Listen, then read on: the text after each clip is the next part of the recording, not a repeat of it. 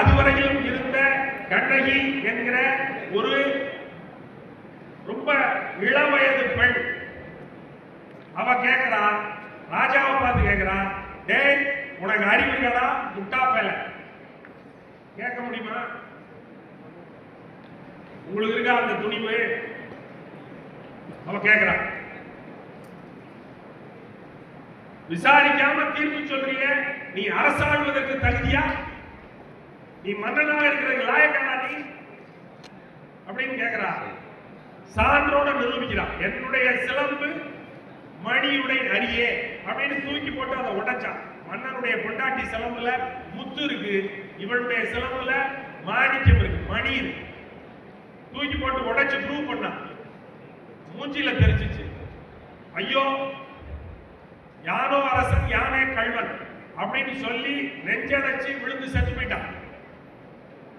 அவன் சொன்ன பிழையான நீதியால் வளைந்த அவனுடைய செங்கோல் அவன் உயிரை கொடுத்ததால் நிமிர்ந்தது அப்படின்னு இளங்கோ எழுதுறான். ஒரு பொம்பளை ஒரு மன்னனை பார்த்து இந்த கேள்வியை கேட்க முடியுமா? சிட்டிகை அளவு அறிவுன்னு சொன்னால, சிட்டிகை அளவு அறிவு, இவ்வளவுதான் உங்களுக்கு எல்லாம் புத்தி அப்படின்னு சொன்னால, இவ்வளவு புத்தி உள்ள ஒருத்தி கேட்ட கேள்வி ஒரு அரசாங்கத்தை குலைத்து, ஒரு ஊரை அழிச்சிருச்சு, மதுரை எரிஞ்சு போச்சு. வேற மதுரை, இப்ப இருக்கிற மதுரை, ஒரு ஊர் எரிஞ்சு போச்சு. சிட்டிகை அளவு அறிவுன்னு சொல்லப்பட்ட அறிவுடைய ஒருத்தியினால் அவ என்ன சிட்டிகை அளவு அறிவுள்ளவளா? பொங்க செல்வி குடமலை ஆட்டி அப்படின்னு அவளை பாடுறான். தெய்வத்துக்கு சமமா தூக்குறாங்க. பேரறிவாட்டி, எவ்வளவு அறிவு! மன்னனை பார்த்து அந்த கேள்வி கேட்கணும்னா எவ்வளவு அறிவு இருந்தா அந்த கேள்வி கேட்பான். அவ்வளவு தைரியம் எங்க இருந்து வந்துச்சு? அறிவினால வந்துச்சு. சும்மா போய் கேள்வி கேட்க முடியுமா? அவ்வளவு அறிவும் அவ்வளவு நியாய உணர்ச்சியும் அவ்வளவு அறச்சீற்றமும் இருக்கிறதுனால அந்த கேள்வியை அவ கேட்டான். இந்த கேள்வியை கண்ணகி மட்டும் தான் கேட்டாளா? திரௌபதி ஒருத்தி கேட்டான். மகாபாரதத்துல அவளை இழுத்துக்கிட்டு வரா சபைக்குன்னா இழுத்துக்கிட்டு வந்தாங்க. அவ சேலையை உருவுறா துச்சாதனா, துச்சாதன அவ சேலையை உருவுறான். சேலையை உருவும் போது அவ கதறா, ஏண்டா இங்க இருக்கிறவங்க எல்லாம் பெரிய மனுஷங்களாடா, கேட்க மாட்டீங்களா இந்த அநியாயத்தை அப்படின்னு கேட்கிறா. எல்லா பேரும் வேடிக்கை பார்த்துட்டு இருக்காங்க. அதுல ஒரு பெரிய மனுஷன் சொன்னா, பீஷ்மன் என்கிற பெரிய மனுஷன், நீ பொம்பளை, நீ கல்யாணம் ஆன பொம்பளை, இதையெல்லாம் கேட்கறதுக்கு உனக்கு ரைட்ஸ் கிடையாது, உனக்கு உரிமை இல்லை. நம்முடைய தர்மசாஸ்திரங்கள் சொல்லுகிற விதிகளின் படி பெண்ணுக்கு உரிமை கிடையாது. பொம்பளைங்கிறவ ஆளே கிடையாது. There is no legal personhood for a woman. You are not a legal person. சட்டபூர்வமான ஆளே கிடையாது. பழைய இந்திய மரபில் வெள்ளக்காரன் வந்து சட்டம் செய்கிற வரைக்கும் பெண்ணுக்கு சட்டபூர்வமான உரிமைகளே கிடையாது. லீகல் பர்சன் கூட கிடையாது. பெண் திருமணம் ஆகிற வரைக்கும் தகப்பனுடைய பாதுகாப்பில் இருக்க வேண்டியவள், ஒரு பொம்மையை போல. No legal personhood. கல்யாணம் ஆனதற்கு பிறகு புருஷனுடைய பாதுகாப்பில் இருக்க வேண்டியவள், நோ லீகல் பர்சன்ஹுட். புருஷன் செத்து போயிட்டான்னா பிள்ளையினுடைய பாதுகாப்பில் இருக்க வேண்டியவள், நோ லீகல் பர்சன்ஹுட். சாகிறது வரைக்கும் she is not a legal person. She cannot go for litigations. வழக்கெல்லாம் கொடுக்க முடியாது, நியாயமெல்லாம் கேட்க முடியாது. ஏய் நீ ஆளே இல்ல, இந்த டேபிளுக்கு எப்படி, இந்த மேடைக்கு எப்படி அறம் கேட்கிற, நீதி கேட்கிற, நியாயம் கேட்கிற உரிமை இல்லையோ? எப்படி இது ஒரு ஜட பொருளோ? அப்படி ஆட்சித் தலைவர்களாக பல்வேறு மாவட்டங்களில் பெண்கள் அமர்ந்திருக்கிறார்கள். இந்த 2 விரல் அறிமை எனக்கு போதும் அப்படின்னு ஒரு பொம்பளை நினைச்சிருந்தாலும் ஏறி மேல வந்துருக்க முடியுமா? அந்த சேலஞ்சா முன்னா வைக்கிறான். ஏய் நீ சொல்லாத, அதெல்லாம் எனக்கு எவ்வளவு அறிவு வேணுங்கிறத நான் தீர்மானிக்கிறதா இல்ல நீ தீர்மானிக்கிறதா? உனக்கு இவ்வளவு அறிவு போதும் சொல்றேன், நீ யாரா? அதை நான் முடிவு செய்வேன்.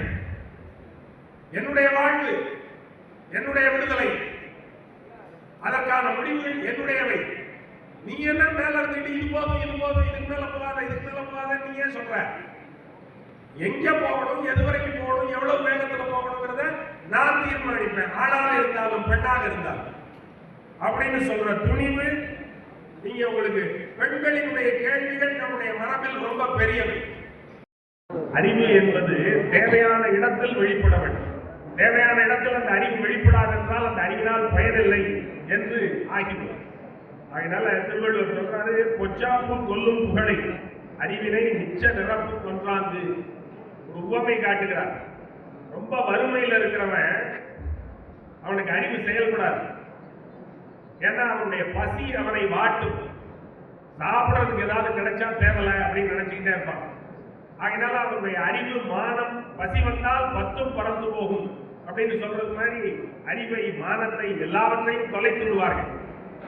எப்படி பசி வரும்போது 10 பறந்து போகிறதோ அதை போலவே உங்களுக்கு மிதப்பு வரும்போது உங்களுடைய காரியம் கெடும்.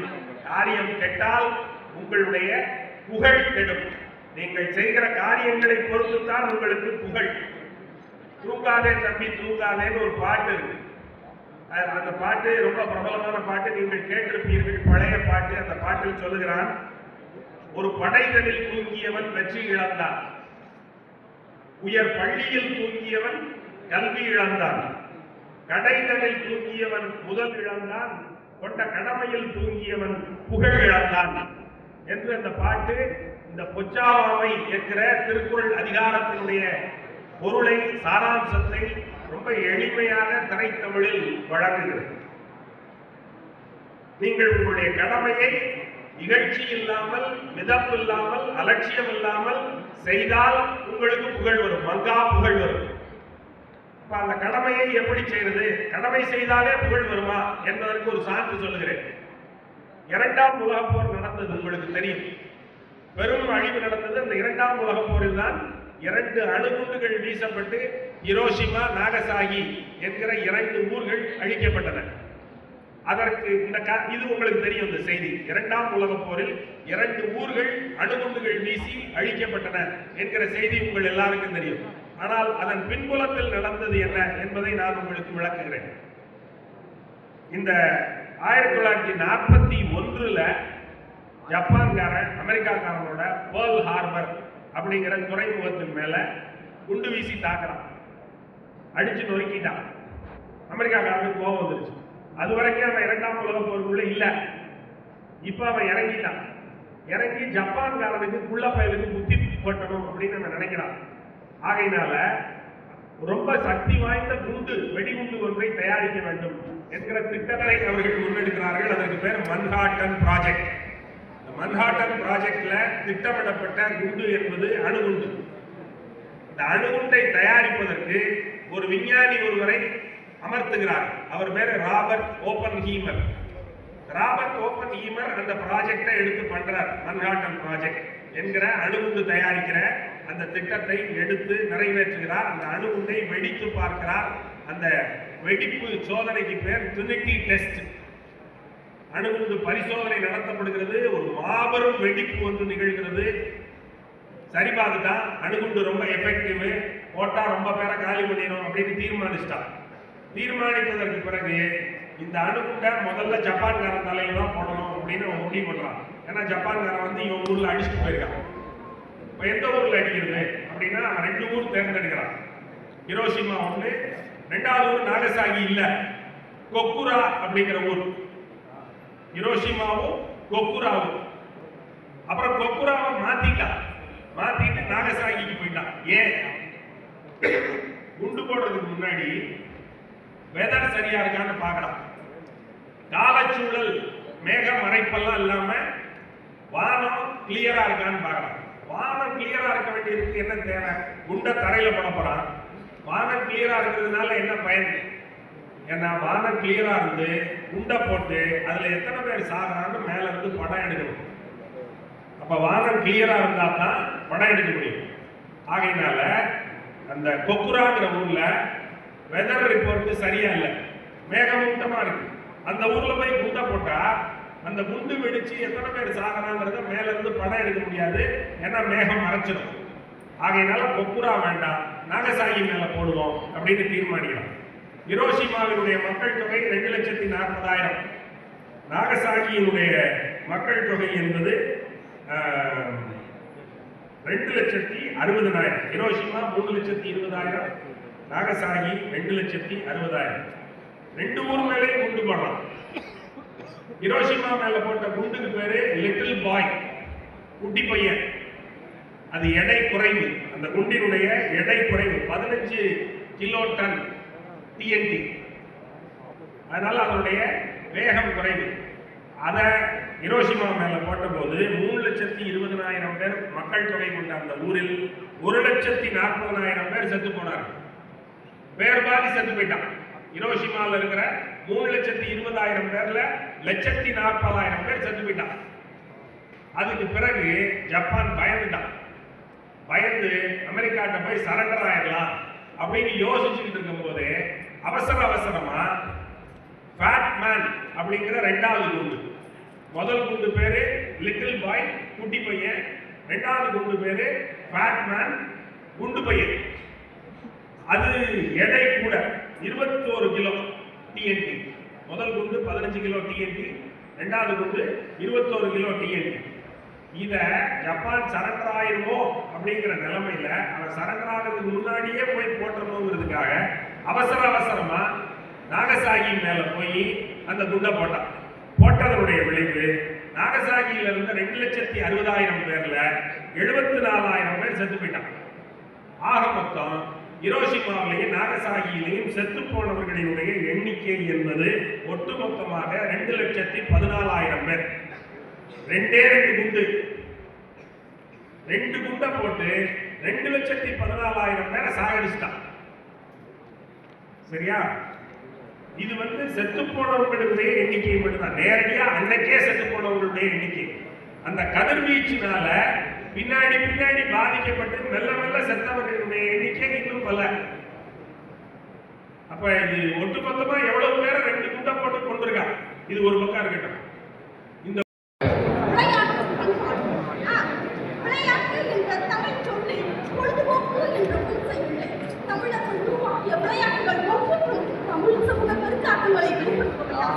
பல்லாட்டம் என்பது ஆண் பெண் இருவரும் விளையாடும் பழக்க விளையாட்டாகும்.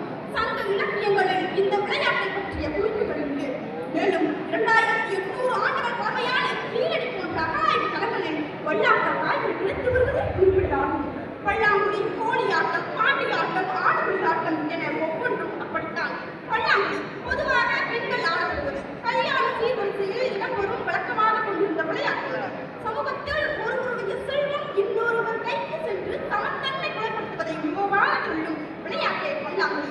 3 புலிகள் 21 ஆடுகளும் கொண்ட ஆடுபுலி ஆட்டமோ கால்நடை 3 புலிகள் 21 ஆடுகள் ஆடும் விளையாட்டோ கால்நடை வளர்ப்பு சமூகத்திலிருந்து பிறந்த ஆட்டமாக கணக்கிடப்படுகிறது.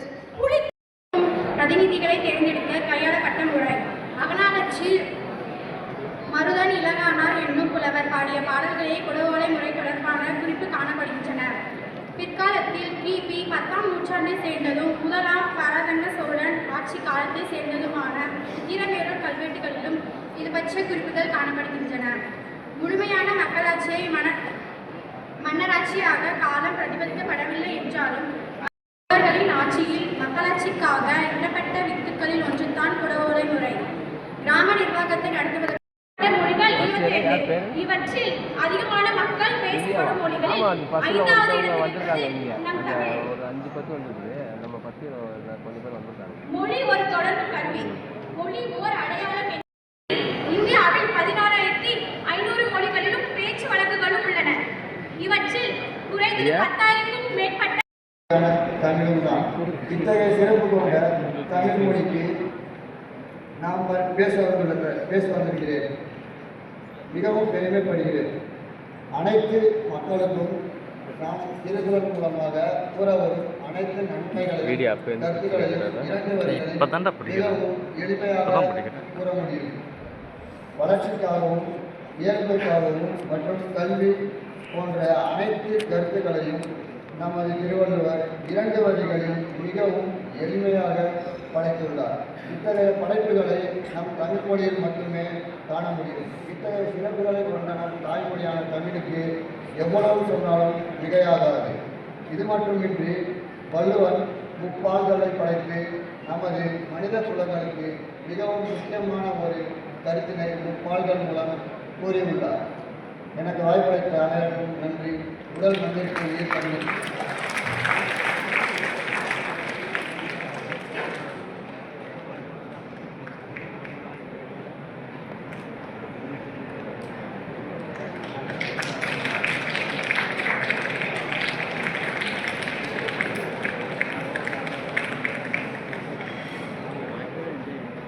அனைவருக்கும் காலை வணக்கம்.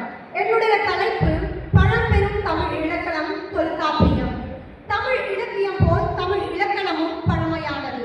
செவ்விலக்கியங்களை கொண்ட உடையதேனும் தமிழ் மொழியின் இலக்கண அமைப்பும் பெரும்பாலும் இன்றைய பேச்சு மொழியோடு ஒத்திசைவதாகவே அமைந்துள்ளது. வழக்கு, செய்யுள் என்ற இரண்டையும் கணக்கில் கொண்டே தமிழின் எழுத்திலக்கணமும் சொல்லிலக்கணமும் செய்யப்பட்டன என்கின்றது தொல்காப்பிய பாயம். இன்றைய பேச்சு தமிழில் அமைந்துள்ள சில இலக்கண கூறுகள் தொல்காப்பிய காலம் தொட்டே நிலவி வந்திருக்கின்றன. ஆக இன்றைய பேச்சு தமிழுக்கும் ஏற்புடையதாக இருக்கிறது தொல்காப்பியம்.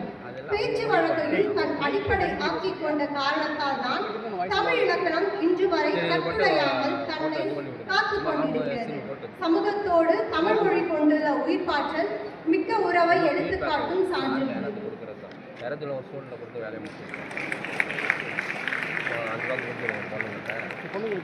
நிகழ்ச்சி மதிப்பீட்டாளர் இதெல்லாம் நன்று போட்டு